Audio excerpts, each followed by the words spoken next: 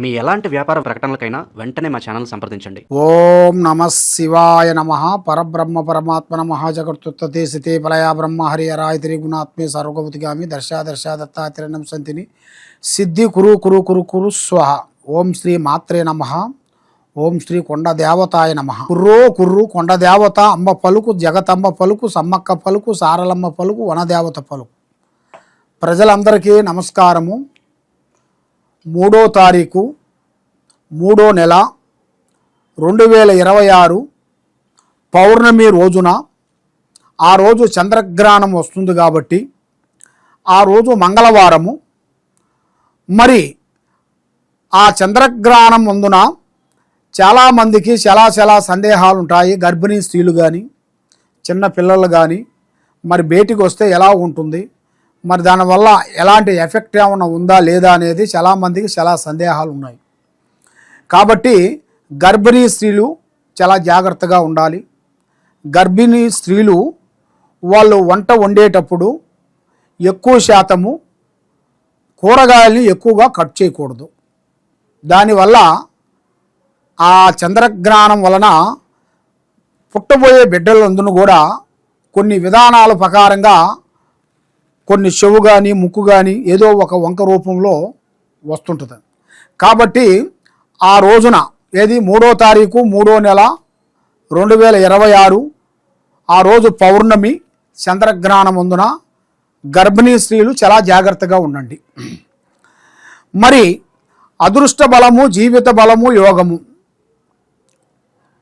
ఈ 12 రాసుల్లో ఉండవలసిన వాళ్ళందరికీ మళ్ళీ ఇప్పుడు రావలసిన మనకి ఉగాది అనగా నూతన సంవత్సరం. ఈ ఉగాది 19వ తారీఖు 3వ నెల 2026న గురువారం రోజున మనకి వస్తుంది. ఆ గురువారం రోజున శ్రీ పరాభవనామ సంవత్సరం. ఈ శ్రీ పరాభవనామ సంవత్సరమున ఈ నూతన సంవత్సరం అందరికీ శుభాకాంక్షలు. అందరూ ఆరోగ్యంతో ప్రశాంతంగా మనశ్శాంతిగా ఉండాలని మనస్ఫూర్తిగా కోరుకుంటున్నాను. మీ కోయ ద్వారా బిఎల్ శ్రీనివాసరాజు. మరి మీ యోగాన్ని బట్టి, నక్షత్రాన్ని బట్టి ఈ 12 రాసుల్లో ఉండవలసిన వాళ్ళందరికీ ఏ రాశి అందునా ఏ రాశి నుంచి ఏ రాశి వరకు వాళ్ళ స్థితిగతులు మారుతున్నాయి, వాళ్ళ యోగ నక్షత్రం అనేది ఎంతవరకు వచ్చింది, వాళ్ళ గడియలు ఎంతవరకు నడుస్తున్నాయి, వాళ్ళకి విద్యారంగంలో ఎంతవరకు వచ్చింది, మరి కుటుంబంలో కూడా కళ్యాణం కాకోకుండా చేతికాడుకొచ్చింది దూరం కావటం, మరి ఎన్నో రోజుల నుంచి పెళ్లి కావాల్సిన వాళ్ళు కూడా లేటుగా పెళ్ళిళ్ళు కావటం, మరి వాళ్ళకి విద్యా రంగంలో కూడా చదువులో కూడా చాలామందికి చదువులో కూడా కొంచెం బ్రేక్ కావటం, రాజకీయ విశేషాల్లో కూడా కొన్ని ఇబ్బందికరమైన సమస్యలు కొన్ని రావటం, ఇంట్లో మనశ్శాంతి లేకోకుండా ఉండటం, ఆరోగ్య సమస్యలతో కొంచెం సతమతం కావటం, ఇలాంటి సమస్యలతో చాలామంది సతమతమయ్యే వాళ్ళందరికీ ఇప్పుడు ఈ 12 రాసులకి గురించి నేను చెప్పబోతున్నాను. ఏ రాశికి ఎలా ఎలా ఉంటుందో అనేది మీరు ఒక్కొక్క రాశికి ఒక్కొక్క విధంగా ఉంటుంది. మరి అది ఏ రాశికి ఏ టైం నుంచి ఏ టైం వరకు వాళ్ళకి కలిసి వస్తుందో అనేది ఇప్పుడు మనం చెప్పబోతున్నాం. ఓం నమ శివాయ. 2026 మార్చి నెల వృశ్చిక రాశి ఫలితాలు. మరి ఈ రాశిలో ఉండవలసిన వాళ్ళకి అదృష్ట బలము, జీవిత బలము, ధన బలము, యోగ బలము, పూజా బలము. పూజా బలం అనగా దైవ అనుగ్రహం అనేది ఎక్కువగా ఉంటుంది వీళ్ళకి. కానీ ఈ మధ్యలో అనేది ఏ దేవుణ్ణి పూజించినా, ఏ మంచి కార్యక్రమాలకి వెళ్ళినా అక్కడ వీళ్ళకి అన్నీ రివర్స్గా కనబడుతున్నాయి. మరి ఏ దేవుణ్ణి పూజించినా ఎక్కడ పోయినా కూడా భగవంతుడు జ్ఞానం లేనిది ఏది కాదు కదా. మరి నేను మంచి దారిలో పోతే నాకు ఎందుకు చెడు ఎదురవుతుందా అనేట్టుగా చాలామందికి చాలా సందేహాలు చాలా వరకు ఉన్నాయి. మరి మీ జాతక యోగాన్ని పట్టుకొని చూసుకుంటే చదువులో కూడా చాలా వరకు మంచి చదువులు, విదేశాల ప్రయాణాలు, పెద్ద కార్యక్రమాలు, అభివృద్ధిగా వచ్చే మార్గాలు కూడా చాలా వరకు కనబడుతున్నాయి. మరి 1, 2, 3 సంవత్సరాల నుంచి ఏది పట్టుకున్నా కూడా బంగారం పట్టుకున్నా రాగిదేలుతుంది. అలాంటి గ్రహశక్తివైన దరిద్ర గ్రహ దోష నివారణ అనేది ఎక్కువగా ఉంది. మరి వీళ్ళకి ఆరోగ్య సమస్యలు ఎక్కువగా కనబడుతున్నాయి. మరి ఆరోగ్య సమస్యలు అనగా భార్యకి కానీ భర్తకు కానీ వీళ్ళిద్దరికీ లేనిపోయిన సమస్యలు, కొన్ని మానసికమైన ఒత్తిడి, ప్రజలలో ఒక చెడు నిర్ణయాలు, ప్రజలలో కూడా ఒక గౌరవం లేకోకుండా, మనశ్శాంతి లేకోకుండా, నమ్మిన వాళ్ళ నుంచి మంచి కార్యక్రమాలు వీళ్ళకి జరగకోకుండా కొన్ని సమస్యలు ఎదురవుతుంటాయి. మరి ఇలాంటి సమస్యలతో ఎదురైన వాళ్ళందరికీ అదృష్ట బలము, జీవిత బలము, స్థాన బలము, పూజ బలము, మరి ఇలా యోగంలో చూసుకుంటే మేనుగా వ్యాపార రంగంలో మంచి అభివృద్ధి, వ్యవసాయంలో మార్పు. ఎందుకంటే వ్యవసాయంలో చేయాల్సినవి కొన్ని కౌలుగా తీసుకొని కొన్ని మారుస్తూ ఉండాలి, ఒకే దాన్ని కాకోకుండా. ఎందుకంటే వీళ్ళు సొంతం ఎన్ని ఉన్నా కూడా భూమి ఏరే వాళ్ళ నుంచి కొద్దిగా చేసిన దానివల్ల కొన్ని మార్పులు వస్తాయి, దానివల్ల కొంచెం డెవలప్మెంట్ అవుతారు. మరి వీళ్ళకి ఎంత చేసినా కూడా ఇంట్లో అనేది మనశ్శాంతి అనేది ఉండదు. భార్యాభర్తలకు కానీ, పిల్లలకు కానీ, కుటుంబంలో కోడళ్ళకు కానీ, కొడుకులకు కానీ, కుటుంబంలో ఉండవలసిన వాళ్ళకి కానీ మనశ్శాంతి అనేది ఒకళ్ళ మాట ఒకరికి అనుకూలం లేని దాని వలన మనసు నికరం అనేది లేకోకుండా చిన్న సమస్య పెద్ద సమస్యగా మారిపోవటం, లేనిపోయిన సమస్యలో ఇరుక్కపోవటం, ఒకరికి డబ్బులు ఇచ్చి ఇరుక్కపోవటం, ఒకరికి హామీని చెప్పడం, జామీని చెప్పి ఒకరికి అప్పు ఇచ్చి లేనిపోయిన దాంట్లో ఇరక్కబోయి ఆ అప్పు కట్టుకుంటూ కూర్చోవటం, ఇలాంటి సంఘటనలు ఇలా జాతక యోగంలో చాలా వరకు పడుతున్నాయి.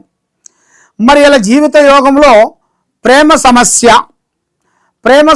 అనగా ప్రేమించేటప్పుడు ఆడవాళ్ళు కానీ మగవాళ్ళు కానీ, ప్రేమ అంటే 2 అక్షరాలతోనే కలిసిందే ప్రేమ. మరి ప్రేమ అంటే ఎదుటి మనసులో ఉండాల్సిన వాళ్ళ మనసులో ఉండాల్సిన విధానం తెలుసుకునేదే ప్రేమ.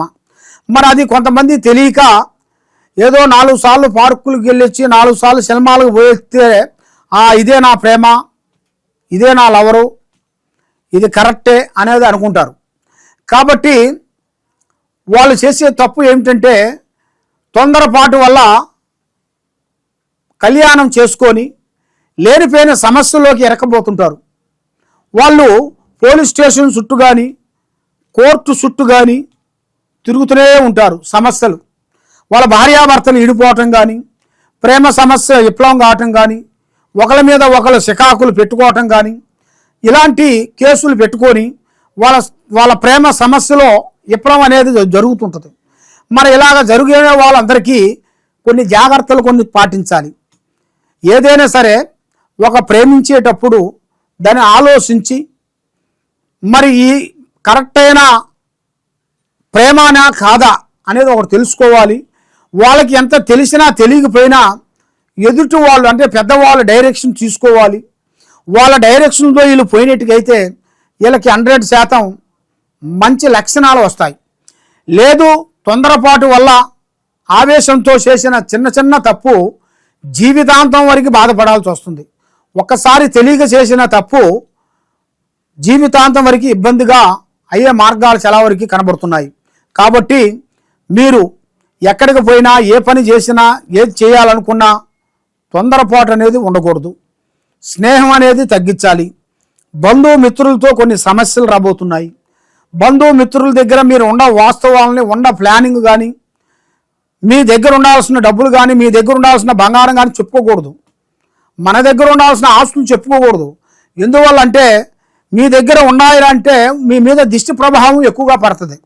దానివల్ల మీకు లేనిపోయిన సమస్యలు కొన్ని ఎదురవుతుంటాయి. అలాంటి సమస్యలతో కొంత సతమతమయ్యే వాళ్ళందరికీ కొన్ని జాగ్రత్తలు తీసుకోవాలి. మరి మీ జీవిత యోగంలో ఎదుగుదల అనేది అతి దగ్గరలోనే కనబడుతుంది. కాబట్టి మీరు ఎన్ని దేవుళ్ళను పూజించినా కూడా మీకు ప్రతిఫలం లేకోకుండా, మనశ్శాంతి లేకోకుండా బాధపడుతూ ఉన్నారా? మీరు పూజించాల్సింది శివయ్యని పూజించండి. శివుడు ఆజ్ఞ లేనిది సేవైనా కొట్టదంటారు. కాబట్టి మనకు దగ్గరలో ఉండాల్సిన శివాలయం దగ్గరికి వెళ్ళి 11 రోజులు ఆ శివాలయంలో మీ సేతుకుంట శివ పారార్థన చేసుకొని శివ పంచాక్షరి మంత్రాన్ని మీరు చదువుకునేట్టుకైతే మీ ఇంట్లో కానీ, మీ ఒంట్లో కానీ, మీ మీద కానీ, మీ కుటుంబం మీద కానీ ఉండాల్సిన దరిద్రగ్రహ దోష నివారణ అనేది పటాపంచలైపోతాయి. మనశ్శాంతి ఉంటుంది, లక్ష్మి నిలబడుతుంది, చేసే కార్యక్రమాలు ముందుకు వస్తాయి.